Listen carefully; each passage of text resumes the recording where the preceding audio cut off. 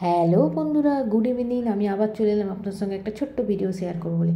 কালকে সন্ধ্যেবেলা আমি আর হাজব্যান্ড বেরিয়েছিলাম শাশুড়ি মার জন্য দুর্গাপুজোর শাড়ি কিনতে। আপনারা দেখেছেন, ভিডিও আমি ছেড়েছি। তো দুজনে টুকটুক করে বেরিয়ে পড়লাম। চারিদিকে আলো ঝলমল করছে, পুজো এসে গেছে। রাস্তায় চলে এলাম অটো ধরবো বলে। চারিদিকে ভেজা ভেজা ভাব দেখতেই পাচ্ছেন, এত কাল বৃষ্টি হয়েছে। যাই হোক, অটো ধরে আমরা পৌঁছে গেলাম গড়িয়া হাট না, আমার বাড়ির কাছে আরেকটা গড়িয়া আছে, সেখান থেকে শাড়ি কিনবো বলে। তো ওখানে রঘুনাথ মার্কেট আছে, ওখানে ভালো জামা কাপড় পাওয়া যায়। আর এমনিও রাস্তাঘাটে ভিড়টা একটু কম ছিল, খুব বৃষ্টি হয়েছিল বলে। আশেপাশে অনেক দোকান রয়েছে, আপনাদের সঙ্গে শেয়ার করলাম। এই যে রঘুনাথ মার্কেট, আমরা এখান থেকেই কাপড় কিনেছিলাম, আগেরবারেও কিনেছিলাম। তো ওই মার্কেটে ঢুকলাম, দেখলাম মার্কেটের ভেতরে দোকানগুলোতে মোটামুটি ভিড় আছে। জামা কাপড়ের দোকান, ব্লাউজের দোকান, পাঞ্জাবি দোকান, বাচ্চাদের জামা কাপড়ের দোকান। এই দোকান থেকে আগেরবারে শাশুড়ি মার শাড়ি কিনেছিলাম, তাই আমরা এই দোকানেই এলাম।